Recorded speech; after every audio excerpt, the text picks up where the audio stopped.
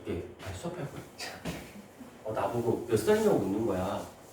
그래서 30살 넘었죠 그랬지. 30살 넘었잖아. 그랬더니 와 40살은 안 됐죠? 그러길래 아이고 그랬어. 자 수업할게요.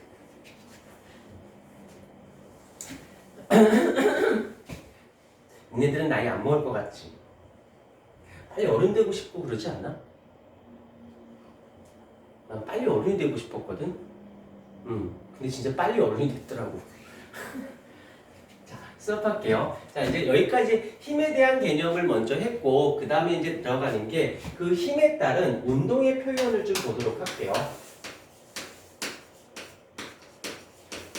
조금 심화적인 부분을 들어가도록 할게요. 이렇게 심화적인 부분인데 그냥 들으면 알 수 있는 거야. 그냥 용어는 쓰지 않을게요. 괜히 부담스러우니까. 스칼라양이라는 값이 있고 벡터량이라는 것이 있는데 나중에 이제 벡터를 배우게 되는데 스칼라양이라는 게 있고 벡터량이라는 것이 있는데 어떤 거냐면 별건 아니고 크게 물리량을 두 가지로 나눠요. 어떤 게 있냐면 세기만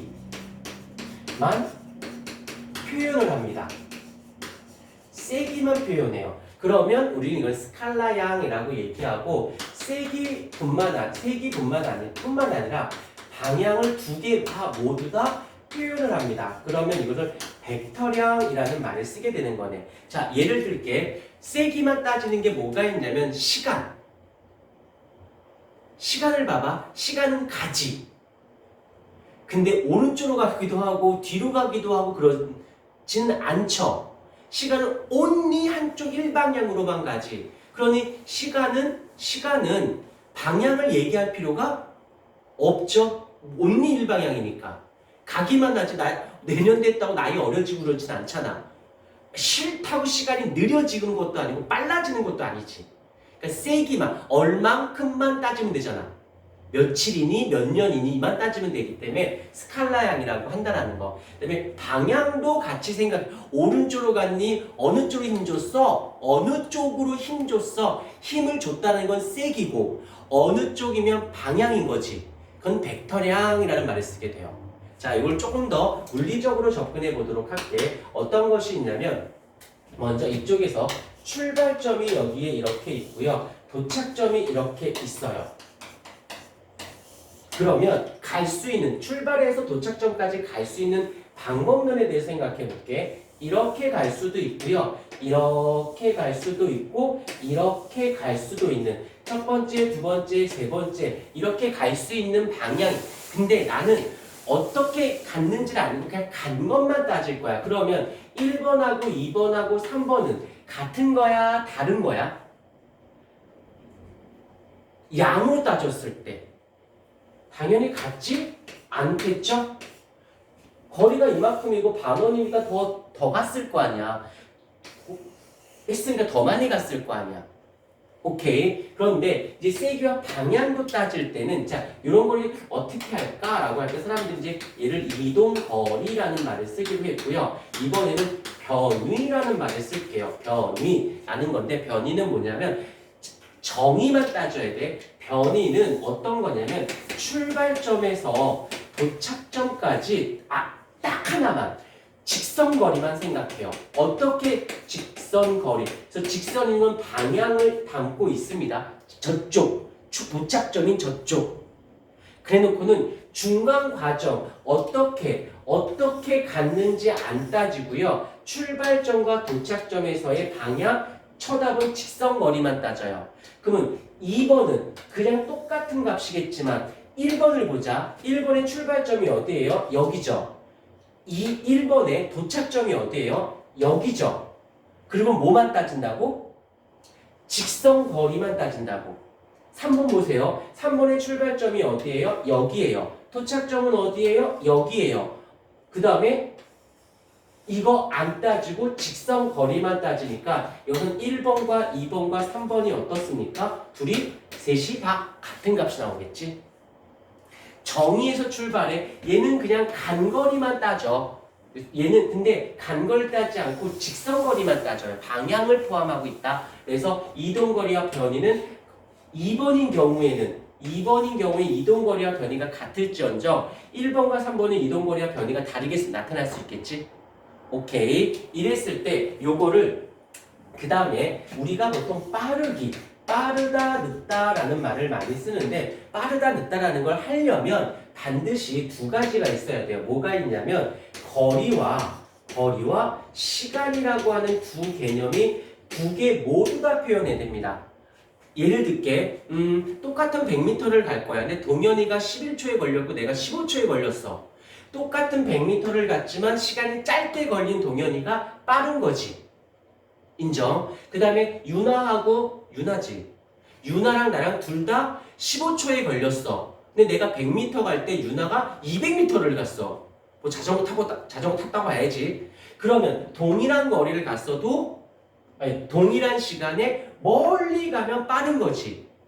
맞습니까? 그래. 그래서 빠르기를 이제 V로 표현을 하고 거리 distance에서 S를 쓰고 시간은 time로 해서 이렇게 써요. 그래서 빠르기는 어떻게 쓴다? 빠르기는 V는 T분의 S를 쓰게 됩니다. 뭐 이 정도는 다 알 거야. 그런데 거리의 단위를 볼게요. 단위는 어떻게 돼? 얘는 미터를 기본꼴로 잡아요. 만약에 센티미터가 나오면 미터로 바꿔주시면 되고요. 킬로미터가 나오면 또 미터로 바꿔주시면 됩니다. 시간은 아워도 있고 그다음에 세크도 있지만 여기서 미니츠도 있지만 초를 씁니다. 그럼 그대로 갈게 S 초가 되고 얘가 뭐가 돼? 미터가 되어야 돼. 그걸 어떻게 이렇게 분수꼴을 약간 틀어놓습니다. 그러면 얘가 뭐가 돼? 속도의 단위가 되어지는 거예요. 그러니까 단위 안에 공식이 들어있다고 보시면 됩니다. 그러면 이제 이걸 이대로 끌고 와볼게요. 이렇게 끌고 들어올게. 이동거리에 여기에 시간이 들어갈 수 있고요. 그래서 이번엔 변위에 또 무엇이 시간이 들어갈 수 있어요. 그러면 얘도 뭐가 돼? 얘도 V가 되고 V가 돼. 빠르기가 됩니다. 그런데 얘는 방향을 따지지 않고 세기만 한 거고 얘는 방향도 있었던 거지. 방향도 있기 때문에 여기서 살짝 화살표시 살짝 넣어줘요. 그래서 이름을 살짝 바꿉니다. 뭐라고? 얘는 속력이라는 말을 쓰기로 했고 얘는 속도라는 말을 쓰기로 해서 방향이 표현했느냐 표현하지 않았느냐에 따라서 이렇게 물리량을 조금 더 구별해준다는 거.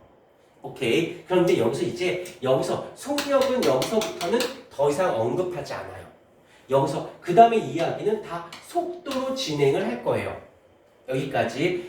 이때 반드시 세기와 방향. 내가 아까 힘에 표현할 때 세 가지가 있었다고 했잖니. 얼만큼 어느 쪽으로 누구에게 할 때 누구에게가 되게 중요하다고 방향이 중요하다는 말씀드렸잖아. 이 방향은 여기서도 여전히 중요하게 자리를 잡아요.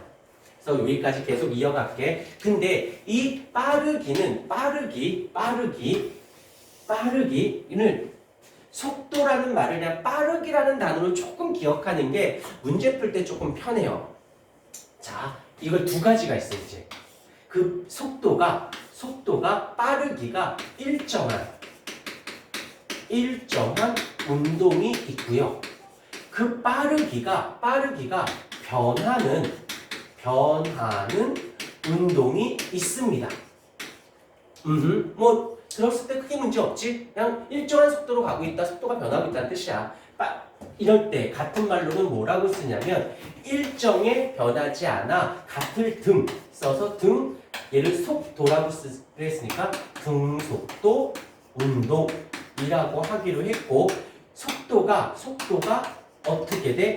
변해 라는 말을 가변적이다라는 말 들어본 적 있지? 불변하다, 가변적이다. 가변적이다는 말의 뜻은 변한다, 변할 가짜를 써서 앞에 가속도, 운동이라는 말을 쓰게 되어지는 거예요. 근데 여기서 끝나면 안 돼요. 어찌됐건 얘는 지금 변하죠. 변하면 변화하면 떠오르는 단어가 뭐다? 힘인 거예요. 얘는 알짜 힘이 존재해요. 그런데 얘는 이 말을 좀 다르게 표현해 볼게. 속도가 일정하다는 말을 다른 말로 표현해 볼게. 속도가 변하지 않는 운동이라고 표현해도 뜻은 똑같잖아. 변화가 없대. 왜 이걸 썼냐면 얘는 R자 힘, 변화시키는 힘이 없습니다 라는 뜻이에요. 그래서 등속도 운동과 가속도 운동은 이렇게 나뉘게 되어진다는 거. 여기까지 됐죠? 그런데 어찌됐건 속도가 변한다라고 했어. 그런데 요거를 계속 이어갈 거야. 그대들은 밑에다 써주시면 돼요. 자, 그림을 그려볼게요. 이쪽으로 속도가 있어요. 자, 이쪽으로 속도, 이쪽으로 운동을 하고 있는데 힘을 일로 주는 경우와 힘을 이쪽으로 주는 경우를 따져보자. 그러면 R자 힘을 주었으니까 당연히 가속도 운동인 건 맞지? 자, 여기서 가속도를 우리 말이 길어서 그냥 스몰 a로 쓰면 가속도인가 보다 라고 하고, 속도를 우리는 v라고 쓰고 거리를 s, 시간을 t라고 쓰듯이 가속도는 a라고 쓰기로 했어요. 자, 이렇게 됐어. 그러면 요걸 살짝 지울게. 속도 요렇게. 그러면 속도의 방향하고 그 다음에 힘의 방향이 둘이 어떻습니까? 얘는 일치하지요. 그러면 얘 속도가 어떻게 되는 거야? 점점 빨라지는 거지. 여기서 볼게. 속도의 방향하고 힘의 방향이 어때? 서로 반대가 되죠. 그러면 어떻게 돼? 속도가 줄어드는 거 아니야? 자, 얘는 속도가 증가해요. 얘는 속도가 감소해요. 어찌됐건 증가하던 감소를 하던 변하는 건 맞잖아. 그래서 변했어. 가속도야. 얘도 변했어. 가속도야. 근데 약간 좀 구별을 해줄 필요가 있어. 근데 같은 방향이다. 더해줬다의 개념으로 플러스 가속도. 그럼 얘는 뭐라고 불러? 가속하는. 점점 빨라지는 가속도 운동이라고 하는 거고, 얘는 가는 쪽에 반대로 줘서 줄게 했잖아. 줄었다. 마이너스 적해서 마이너스 a라고 하면서 어떻게? 감속하는 가속도 운동이라고 표현을 한다는 거지. 오케이. 그런데 여기서 끝나면 되게 좋겠지만 여기서 이제 더더욱 시험대상에서 굉장히 자주 나오는 건데, 이 사람들이 가속도의 방향, 힘의 방향이라는 말을 쓰면 좋겠는데 말을 살짝 바꿔. 속도의 방향은 운동 방향이라는 말로 씁니다. 속도의 방향은 거리적 개념, 움직이는 방향 쪽이다 보니까 속도의 방향을 운동 방향이라는 말을 쓰고, 힘의 방향을 뭐라고 쓰냐면 가속도의 방향이다 라고 이야기를 합니다. 지금 이건 무조건 외워줘야 돼요.